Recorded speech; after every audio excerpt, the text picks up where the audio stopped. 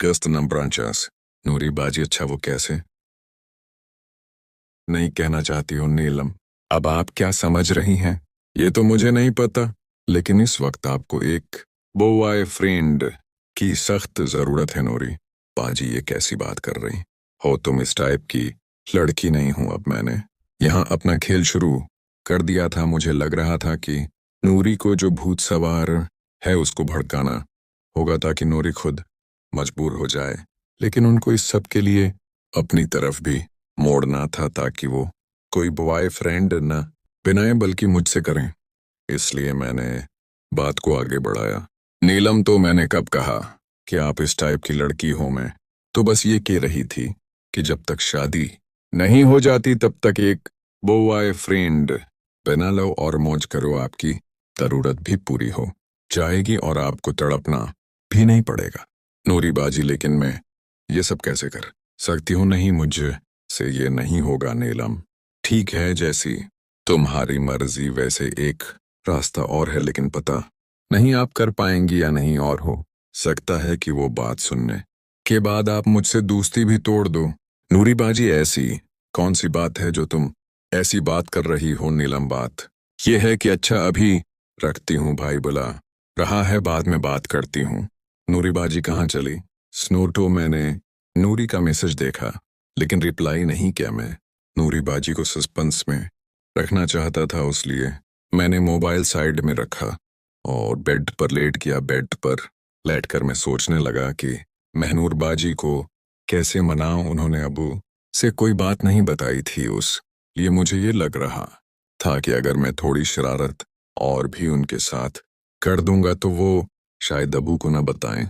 तो मैंने एक बोल्ड स्टेप लिया और एक फोटो बाजी को भेज दी। अब इस फोटो का क्या रिएक्शन होता है, और अगर इस फोटो का कोई रिएक्शन होता है तो इस रिएक्शन के लिए भी मैंने अपने आप को तैयार कर लिया था। वो फोटो भेजने के बाद मैं गहरी नींद में सो गया। मैं सुबह उठकर अपना होमवर्क किया और उस इंतजार में कमरे से बाहर नहीं निकला कि शायद बाजी ऊपर आए, क्योंकि मैंने आज प्लान बनाया था कि बाजी को आज अपना दिखाऊंगा। हो सकता है कि मेरा देखने के बाद बाजी पिघल जाए, इसलिए मैं दरवाजा खोलकर महनूर बाजी का इंतजार करने लगा थी। तभी मुझे किसी के कदमों की आहट सुनाई पड़ी।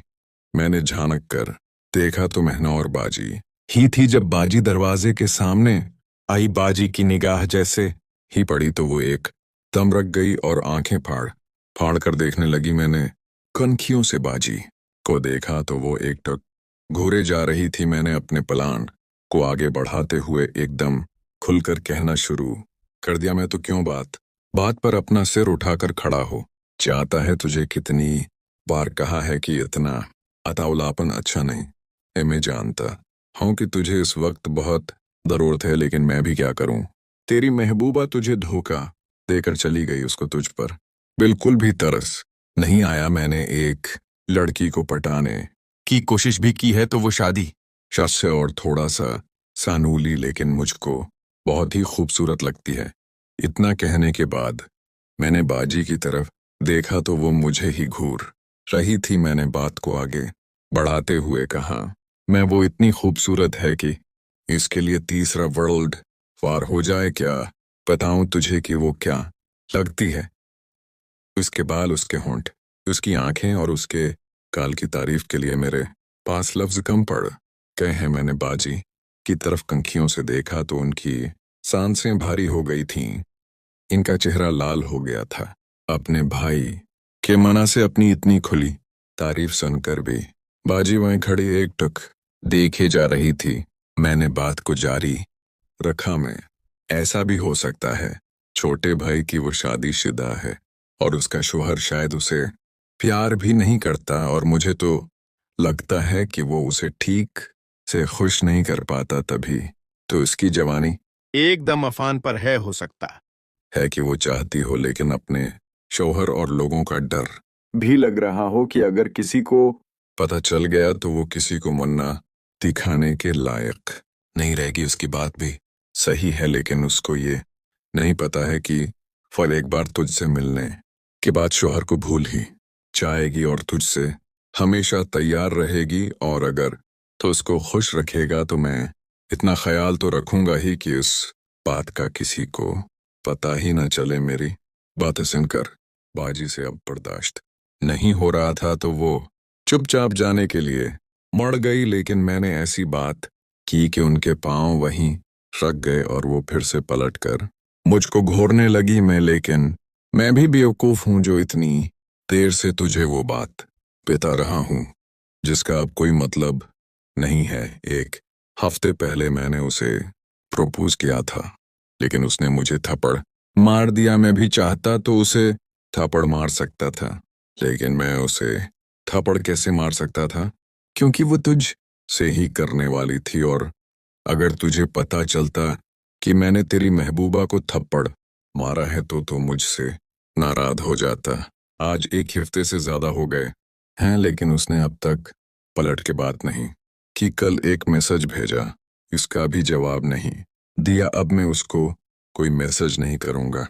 लगता है अब वो तुझे नहीं भूलने वाली। मेरी बात बाजी पता नहीं सुन भी रही थी या नहीं, लेकिन मुझे घोरे जा रही थी। उनकी हालत तो खराब ही हो गई थी, तो मैंने एक आखिरी आड़ या पार का वार किया। उससे तो मुझे महनूर बाजी मिल सकती थी, ये फिर मैं हमेशा के लिए उन्हें खो देता। और ये वार था जीलसी का वार, जिससे शायद ही कोई लड़की बच पाई हो मैं।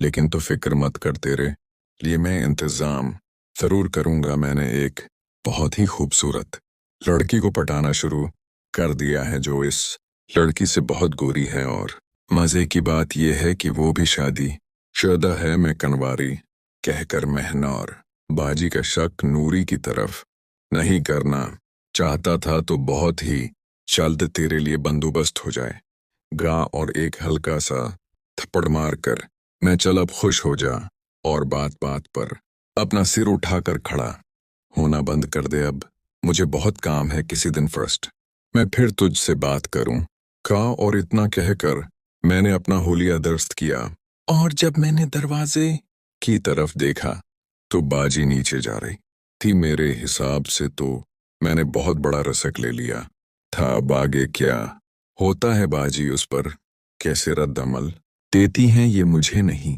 पता था। अब ये तो मुझे महनूर बाजी मिलेगी, ये फिर हन से मेरे सारे रिश्ते खत्म हो जाएं कि। लेकिन अब जो कर दिया था वो कर दिया था। मैंने उस बारे में ना सोचना ही बेहतर समझा और उठकर फ्रेश होने चला गया। मैं नहा कर नीचे आया, अपना नाश्ता किया और बाहर जाने ही वाला था कि नूरी बाजी ने मुझे आवाज दी। नूरी बाजी, बाकी सुन, तो कुछ काम था तुझसे। मैं हाँ बाजी, कहिए क्या बात है नूरी बाजी। वो मुझे कुछ कपड़े खरीदने थे, तो क्या तो मुझे बाजार ले जा सकता है मैं। लेकिन बाजी मैं तो अपने काम से जा रहा हूँ, मुझे वहां आधा से 1 घंटा लग सकता है। नूरी बाजी कोई बात नहीं, तो अपना काम समेट लेना, उसके बाद मुझे बाजार ले चलना मैं। लेकिन आप वहां 1 घंटे करें ही क्या, बोर हो जाएंगी आप। महनूर बाजी में तो बाजी के साथ जाना चाहती थी, लेकिन इनकी तबीयत ठीक नहीं है, तो इसलिए तुझसे कह रही हूं। महनूर बाजी की बात सुनकर मैं समझ गया कि उनकी तबीयत को क्या हुआ है। असल में वो मेरी बात सुनकर कुछ सोच मैं डूबी हो गई, जिसके लिए इन्हें वक्त चाहिए था। उसलिए उन्होंने नूरी से तबीयत खराब होने का बहाना बनाकर घर में ही रख गई थी। मैं आप ऐसा करो कि नाजी के साथ चली चाहिए नौरी बाजी, तो मुझे ले चलेगा या नहीं ये बता, बहाना मत बना। मैं घर में 4 व्हीलर है, 2 व्हीलर है। अगर आज आपने गाड़ी सीखी होती तो आज आपको किसी से कहने की जरूरत नहीं पड़ती। नौरी बाजी तो सिखा देना मुझे, मेरा भी बहुत मन है गाड़ी चलाने का, मैं अच्छा सिखा दूंगा। लेकिन अभी आप चलिए, देर हो रही है। उस के बाद में और बाजी घर से बाहर आ गए और बाइक पर बैठ कर घर से निकल गए। मैं नूरी बाजी को बाइक पर बैठा कर चल दिया। नूरी बाजी की बातों से लग रहा था कि वो बहुत प्रजोश थी बाजार जाने के लिए, और मुझे ये भी अंदाजा था कि शायद वो मुझसे कुछ और भी बात करना चाहती थी, जो कल के मैसेज के बाद रह गई थी। मैं बाइक चलाते हुए सोच रहा था कि महनूर बाजी अब क्या सोच रही होंगी, क्या वो मेरी बातों पर गुस्सा हुएंगी या फिर इनके दिल में कुछ और जज्बा तो जाग उठे कि वो फोटो जो मैंने भेजी थी वो काफी बोल्ड थी और शायद उसने उन्हें हिला कर रख दिया हो। बाजार पहुंचकर मैंने अपना काम जल्दी से निपटाया ताकि नूरी बाजी को ज्यादा इंतजार न करना पड़े। वहां से निकलकर हम दोनों बाजार की तरफ चले जहां नूरी बाजी ने मुख्तलिफ दुकानों पर कपड़े देखे और मुझसे राय ला कि ये कैसा है वो कैसा है। मुझे लग रहा था कि वो मुझे करीब लाने की कोशिश कर रही थी और शायद कल की बात को आगे बढ़ाना चाहती थी। एक दुकान पर जब वो कपड़ा ट्राई कर रही थी तो मैं बाहर खड़ा सोच रहा था कि ये सब कैसे शुरू हुआ था। पहले महनूर बाजी के साथ वो शरारतें, फिर नूरी बाजी का ये भूत और अब ये सारा ड्रामा घर में चल रहा है। क्या ये सब ठीक है या फिर कोई बड़ी मुसीबत खड़ी हो जाएगी? लेकिन दिल कह रहा था कि जो हो रहा है ठीक हो रहा है, सबकी जरूरतें पूरी हो रही है। नूरी बाजी बाहर आए तो उनका चेहरा खुशी से चमक रहा था और उन्होंने मुझे कहा कि चलो अब घर चलें। लेकिन रास्ते में वो बहुत करीब बैठे और बातों बातों में हाथ रखने लगे, जो मुझे अजीब भी लग रहा था और अच्छा भी। घर पहुंचकर जब मैंने बाइक पार्क की तो महनूर बाजी बिल्कोनी से देख रही थीं और इनकी निगाहें मुझ पर टुकी हुई थीं। शायद वो इंतजार कर रही थीं कि क्या हुआ है। अब मैं सोच रहा था कि आज रात क्या होगा, क्या वो मुझसे बात करेंगी या फिर खामोश रहेंगी। ये सब सोचते सोचते मैं कमरे में चला गया और इंतजार करने लगा कि शायद कोई मैसेज आए या कोई आवाज आए। रात को जब सब सो गए तो मुझे लगा कि अब कुछ हो सकता है और फिर दरवाजे पर दस्तक हुई। मैंने खोला तो महनूर बाजी थीं। उनकी आंखों में गुस्सा था और प्यार भी। वो अंदर आए और कहने लगे कि तुमने ये किया क्या है? वो फोटो और वो बातें, क्या मतलब था तुम्हारा?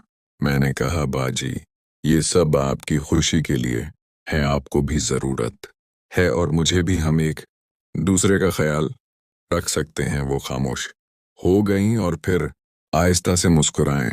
शायद वो मान गई थीं और यूं हमारी कहानी एक नई समत में चल पड़ी जहां राज और जज्बात मिलकर एक नया बाब लिख रहे थे। ये सब देखकर मुझे लगा कि जिंदगी में कभी कभी रसक लेना पड़ता है ताकि खुशियां फुल सकें। और अब नूरी बाजी का भी मामला हल होने वाला था क्योंकि वो भी तैयार थी और मुझे पता था कि वो क्या चाहती हैं। इस तरह घर में ये सारा ड्रामा चलता रहा और हर कोई अपनी अपनी खुशियों में मगन था। दोस्तों, ये कहानी मजीद दिलचस्प होती जा रही है और अगली किस्त में देखेंगे कि क्या होता है जब सब राज खुलने लगते हैं और क्या ये रिश्ते टूटते हैं या फिर मजीद मजबूत होते हैं। ये सब कुछ आपको अगली किस्त में मिलेगा, तो इंतज़ार करें और हमसे राब्ता करें। मजीद कहानियों के लिए हमारे पास बहुत सी दिलचस्प स्टोरीज हैं जो आपको पसंद आए कि और अच्छे रेट में दस्तयाब हैं, तो अभी व्हाट्सएप करें और अपनी पसंद की कहानी हासिल करें। ये सब कुछ सोचते हुए मुझे लगा कि शायद ये कहानी एक सबक भी है कि जिंदगी में ज़रूरतें सबकी होती हैं और इनको पूरा करना ज़रूरी है, लेकिन एहतियात के साथ ताकि कोई नुकसान ना हो और रिश्ते बरकरार रहें।